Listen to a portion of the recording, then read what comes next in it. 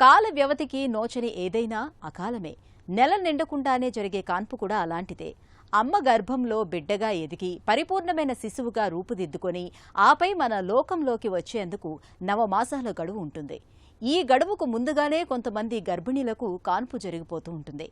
నిర్దేశిత కాల వ్యవధికి ముందే కాన్పు కావటం వల్ల పసిగుడ్డులో అనేక సమస్యలు, అనర్థాలు కనిపించే అవకాశాలుంటాయి.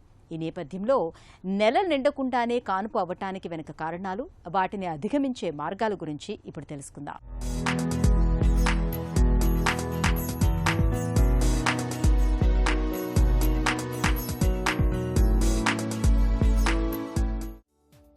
విలక్షణమైన మన ప్రకృతిలో ప్రతి అంశానికి ఒక నిర్దిష్టమైన కాల వ్యవధి ఉంది. పిందె కాయగా మారడానికి, ఆపై పండుగ పక్వం చెందడానికి కొంతకాలం పడుతుంది. అలాగే పైరు ఏపుగా ఎదిగి ఆపై పంటగా కోతకు వచ్చేందుకు కొన్ని మాసాల గడువు ఉంటుంది. అలాగే గుడ్డు పొదిగి పక్షిపిల్ల బయటకు రావడానికి కొంతకాలం పడుతుంది. ఇదే సూత్రం మనకు వర్తిస్తుంది. అమ్మ కడుపులో బిడ్డగా ఎదిగి పరిపూర్ణమైన శిశువుగా రూపుదిద్దుకొని ఆపై మన లోకంలోకి వచ్చేందుకు మనకు నవమాసాల గడువు ఉంది. అయితే కొన్నిసార్లు ఈ గడువుకు ముందుగానే నిర్దేశిత కాల వ్యవధికి ముందరే పసిబిడ్డ మన లోకంలోకి వచ్చేస్తుంటుంది. ఈ రకమైన ముందస్తు ప్రపంచానికి తల్లి వైపు నుంచి, బిడ్డ వైపు నుంచి చాలా కారణాలే కనిపిస్తాయని చెబుతారు డాక్టర్లు.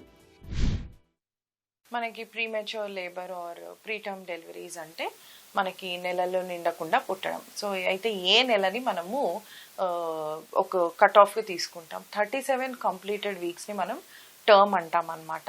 సో 37 వీక్స్ ముందు 36 + 6 days is also said to be preterm, but it is said to be a late preterm.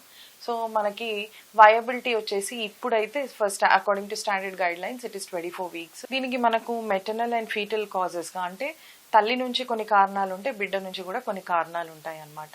మనకి తల్లి నుంచి కారణాలు కనుక తీసుకుంటే మోస్ట్ కామన్ వచ్చేసి షార్ట్ సర్విక్స్ అంటే గర్భసంచి ముఖద్వారము మనకి 2.5 సెంటీమీటర్స్ కన్నా తక్కువ ఉంటే ప్రీటర్మ్ డెలివరీ అవుతుంది అని చాలా చెప్తూ ఉంటారు. బట్ క్లినికల్గా మాత్రం మేము యాజ్ గైనకాలజిస్ట్ 3 సెంటీమీటర్స్ కట్ ఆఫ్గా తీసుకుంటాము. షార్ట్ సర్విక్స్ తర్వాత ఆస్ ఇన్కాంపిటెన్స్ అంటారు.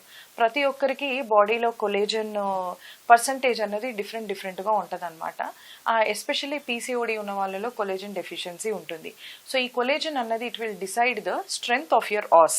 సో ఈ కొలేజన్ డెఫిషియన్సీ కనుక ఉంటే మనకి ఇంటర్నల్ ఆస్ దగ్గర పటుత్వం అన్నది ఉండదు. సో అలాంటి సందర్భాల్లో కూడా మనకి ప్రీటర్మ్ డెలివరీ అయ్యే అవకాశాలు ఉంటాయి. సో ఒబెసిటీ, పీసీఓడి ఉన్న OSA and preeclampsia or PIH అన్నవి కూడా చాలా కామన్గా ఉంటాయి. ఇవన్నీ ఇంటర్లింక్డ్ అనమాట. సో అలాంటప్పుడు కూడా మనకి ప్రీటర్మ్ డెలివరీస్ అయ్యే అవకాశాలు ఉంటాయి. పోతే ఇంకొకటి ఏసిమ్టమాటిక్ బ్యాక్టీరియా. మదర్లో యూరిన్ ఇన్ఫెక్షన్ చాలా తెలియకుండా ఏసిమ్టమాటిక్గా ఉంటుంది ప్రెగ్నెన్సీలో. సో అది 10⁵ కన్నా ఎక్కువ ఉంటే ఆ కౌంట్, బ్యాక్టీరియా కౌంట్ ఎక్కువ ఉంటే దాన్ని ఏసిమ్టమాటిక్ బ్యాక్టీరియా అంటాం, which needs a definitive treatment and culture and sensitivity. So ఇలా యూరిన్ ఇన్ఫెక్షన్స్ ఉన్నా, కాన్స్టిపేషన్ ఉన్నా, లేకపోతే వెజైనల్ ఇన్ఫెక్షన్స్, తెల్లబట్ట అవుతుంది ప్రెగ్నెన్సీలో, దాన్ని లైట్ తీసుకోవద్దండి. ప్రతి ఒక్క గైనకాలజిస్ట్ తెల్లబట్ట కొంచెం ఉన్నా ఎక్కువ ఉన్నా చెకప్కి వచ్చినప్పుడు, లేదా తెల్లబట్ట అయితూ మీకు అది ఇబ్బందిగా ఉన్నప్పుడు మీరు చెకప్కి వచ్చి కింద బిటడిన్ క్లీనింగ్ అన్నది చేయించుకొని అక్కడ పెసరీ ట్రీట్మెంట్, ఒక యాంటీబయాటిక్ కోర్స్ తీసుకుంటే మనకు ఆ తెల్లబట్ట ఇన్ఫెక్షన్ అన్నది ప్రీటర్మ్ డెలివరీ కింద మారకుండా ఉంటుంది. నవమాసాలు నిండకుండానే కాన్పు కావడాన్ని వైద్య పరిభాషలో ప్రిమెచ్యూర్ డెలివరీగా పిలుస్తారు.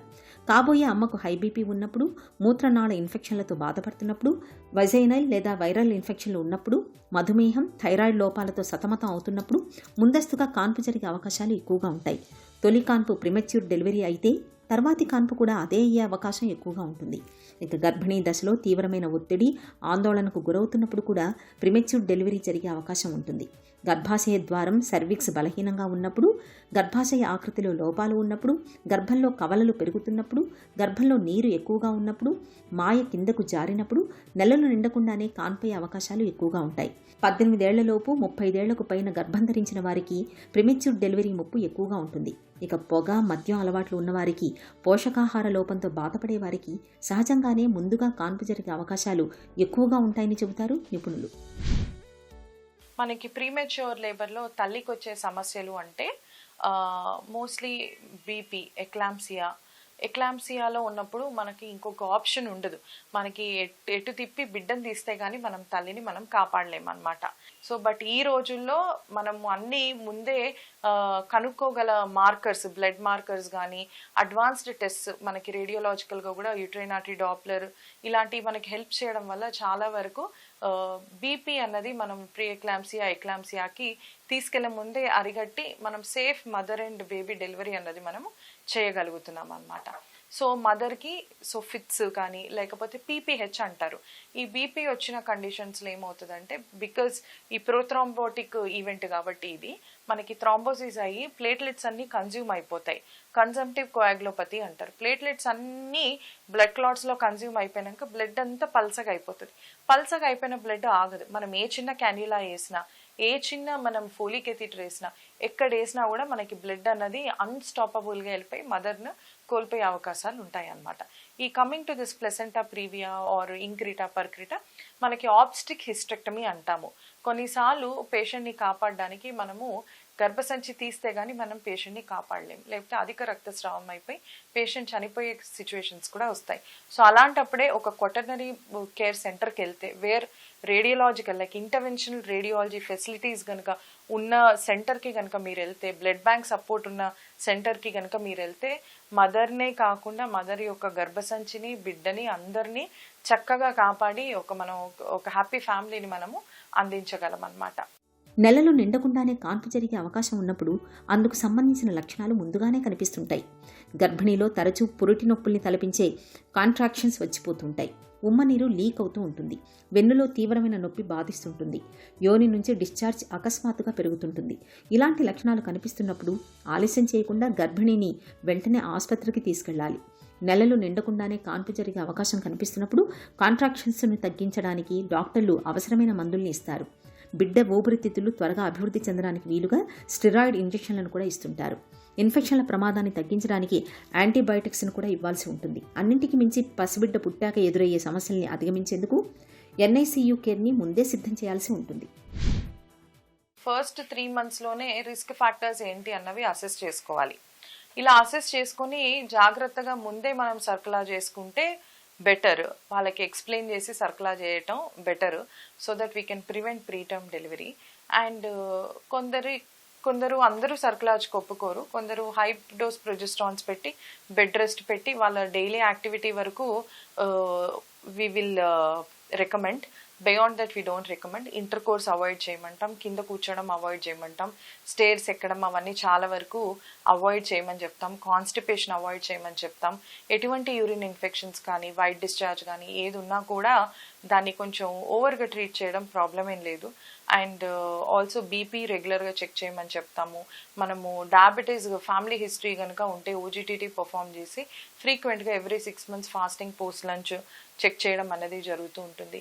కొందరికి previous history of recurrent pregnancy loss or mid trimester loss or వాళ్ళకి last trimester IUDs or still births అట్లా ఉన్న వాళ్ళకి ఫ్రీక్వెంట్ ఫీటల్ డాప్లర్స్ చెప్పి మనం we can assess the blood supply to the baby. And దానే antenatal fetal surveillance అంటాము. లేకపోతే ఫ్రీక్వెంట్గా CTGs తీసుకోవచ్చు ఆఫ్టర్ 32 weeks. ట్విన్స్, ట్రిప్లెట్స్ అట్లా ఉంటే కనుక fetal doppler is a must, especially when they are sharing the same placenta. Monochorionic placenta కనుక ఉన్నప్పుడు మాత్రం చాలా కేర్ఫుల్గా మనం ఫీటల్ డాప్లర్స్ చేసుకొని ఎప్పుడు కూడా ట్విన్ టు ట్విన్ ట్రాన్స్ఫ్యూషన్స్ కానీ ట్రాప్ కానీ అట్లా అవ్వకుండా మనం జాగ్రత్తగా ప్రెగ్నెన్సీని మానిటర్ చేసుకుంటూ మనం డెలివర్ చేసుకోవాలన్నమాట. కాల వ్యవధికి నోచని ఏదైనా అకాలమే. నెలలు నిండకుండా జరిగే కాన్పు కూడా అలాంటిదే. ముందుగానే కాన్పు కావడం అన్నది ఇటు తల్లికి అటు బిడ్డకు సమస్యల బెడదను పెంచుతుంది. కాబట్టి ఇలాంటి ముందస్తు ప్రసవాల్ని నివారించడానికి ముందు నుంచి తగిన జాగ్రత్తలు తీసుకోవాల్సి ఉంటుంది. గర్భిణీ దశలో క్రమం తప్పకుండా పరీక్షలు చేయించుకుంటూ ఉండాలి.